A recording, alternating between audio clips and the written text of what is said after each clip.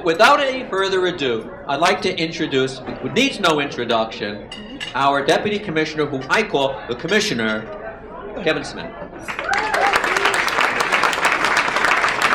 Good evening, everyone. So when Steve began his comments, he said that he was the last thing between you and the entree. You know what that made me? The entree, that's right.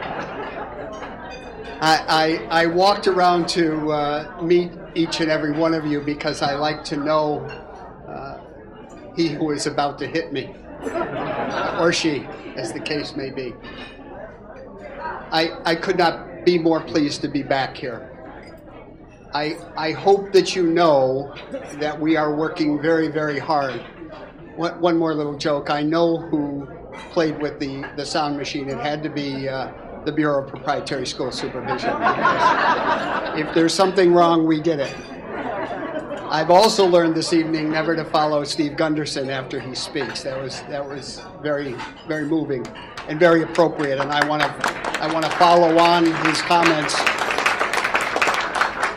because Steve's smart enough to stand up here with facts and numbers to back up what we know and what we believe. I love proprietary schools.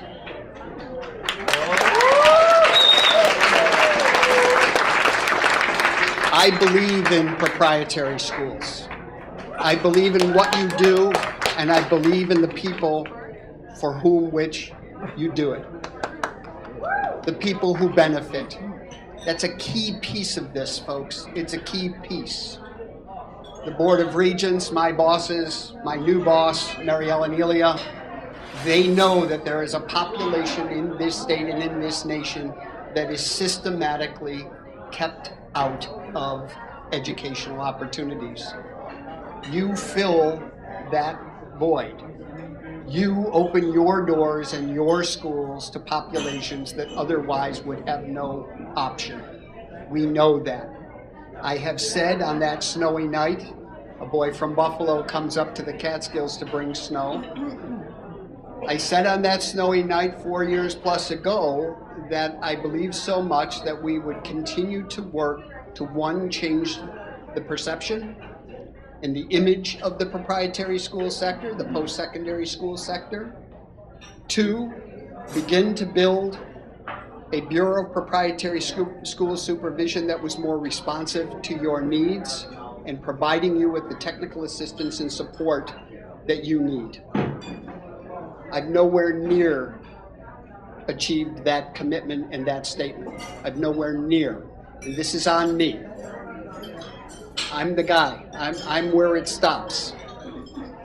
I'm the Deputy Commissioner, now acting Bureau Chief. I'm going to continue to work as long as they allow me to make sure that we continue to respond to the proprietary schools' needs and interests. I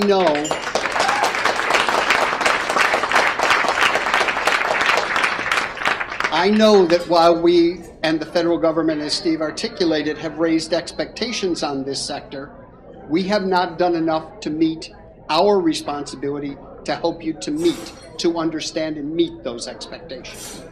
I know with Steve and with you, the future for proprietary schools, post-secondary, is very, very bright. I listen to the Board of Regents. I hear them talk about the reinvention and re-engineering of career and technical education, and every opportunity I get, I say, excuse me, I have 10,000 licensed teachers, 400 licensed schools, offering 7.5 pages of career school programs. You need the infrastructure that our proprietary schools have.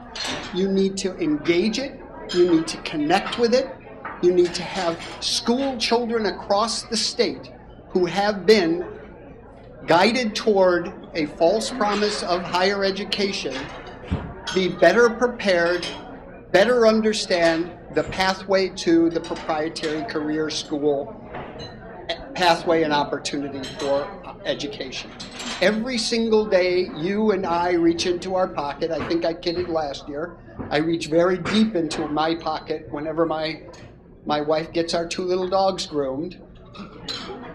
From dog grooming to cosmetology to a range of allied health, coding is blowing us away. We're not quite sure what to do with it. We're running as fast as we can to try to see the cloud, much less get into the cloud. Electronic signatures, electronic records. We're old. We act old. We don't have the best customer service, and I'm very respectful of my colleagues in the Bureau of Proprietary School. They work very, very, very, very hard. We don't work as efficiently or as smart as we need to work. I know that. We don't do the kinds of things in response to the needs of the school that I know we need to do, simply put. To enable you to set the expectations that are appropriate and to enable you to meet them. I'm going to continue to pledge to you that I'm going to do everything I can to work to turn this around, to make us more responsive, to instill customer service 101, 201, graduate level ability of customer service, not because I love you, but because I love the students that you serve. That's what guides me, that's what guides you. I know we have a lot of work to do. Terry ever so gently guided me into the session this afternoon where Andrew was giving the finance talk, and I slouched down in the back of the room. Some of you may have known I was there. Some of you may have known I was there and still said what you said. But we were ripped, as we should have been, as we should have been. In 2002, the law changed requiring financial records. In my opinion, we did that because we understand that your schools are business and we should have strong financial accountability expectations for you, and you should have them for yourselves. Schools fail on 2 counts. 1, because they don't run their businesses well, and 2, because they don't serve their students well. We have to be responsible to both sides of this equation. Otherwise, our schools cannot survive, they cannot succeed, they cannot grow, and they cannot serve a growing population. There is growth in the future. I smell it, I know it. We are making progress connecting with the P-12 secondary system. The state the Board of Regents has opened up the door for the reinvention and reengineering of career and technical education. Our secondary schools do not have the infrastructure. They don't have the human infrastructure, they don't have the physical infrastructure. I visited some schools recently. I see the infrastructure. I know it's there. We need to connect our post-secondary institutions with your schools. We need to figure out how we can help them to help you, you to help them.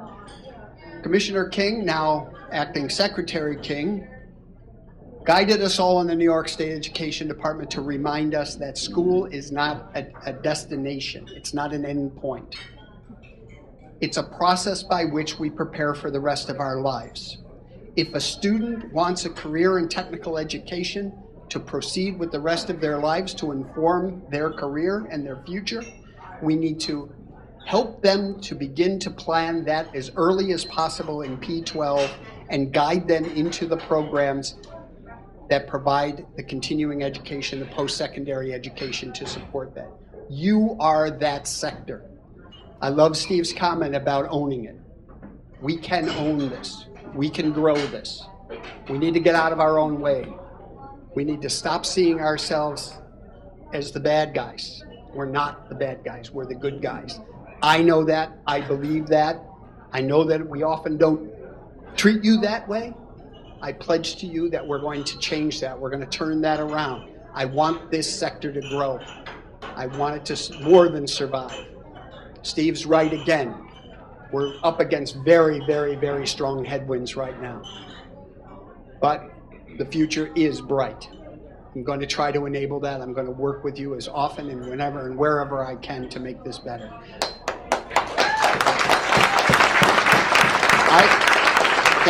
I would be remiss if I did not take a moment to recognize our friend and our colleague, Carol Yates.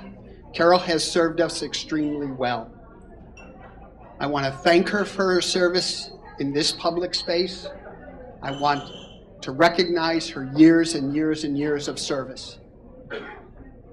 I thank her for that. I've learned a tremendous amount from her, by her, and the work that she's done. Change happens. Change will continue to happen. My change is coming, I hope. I hope. I talked to all my contemporaries. They're all hanging up their spurs. I'm not ready, but my day will come too. I want to pass this on with a different attitude, a different place, a different sense of optimism and promise for the future. The changes that I've made in the Bureau, the changes that I will make in the Bureau as we go forward will all be guided by that, a brighter, better future for all of us. I thank you for your patience, I thank you for your support, and I thank you for being here and continuing to do what you do.